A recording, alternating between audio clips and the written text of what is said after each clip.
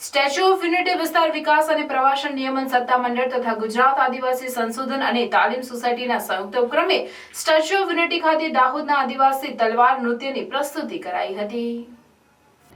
Statue of unity વિશ્વનું શ્રેષ્ઠતમ પ્રવાસન સ્થળ બન્યું છે. દેશ વિદેશથી આવનાર પ્રવાસીઓ ભારતીય સંસ્કૃતિની વિવિધતામાં એકતાના દર્શન કરી શકે અને આદિવાસી સમુદાયોના સમૃદ્ધ સાંસ્કૃતિક વારસાને ઉજવવા તેમજ આદિવાસી વિસ્તારના વિવિધ વસ્તી વચ્ચે એકતાને સમજણને પ્રોત્સાહન આપવા તલવાર નૃત્યની પ્રસ્તુતિ કરવામાં આવી હતી.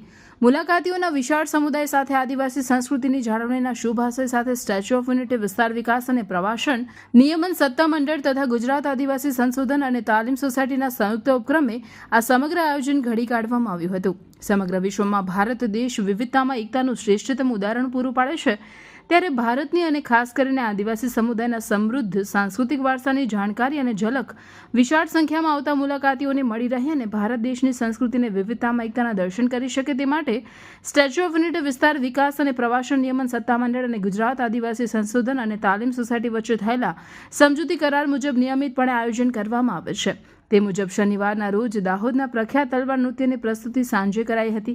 સ્ટેચ્યુ ઓફ યુનિટી પરિસરમાં આવેલ MNVC ખાતે અને સાંજે 7 કલાકે સ્ટેચ્યુ ઓફ યુનિટી પરિસરની બાજુમાં આવેલ બસ સ્ટેશન ખાતે નૃત્યની પ્રસ્તુતિ કરાઈ હતી.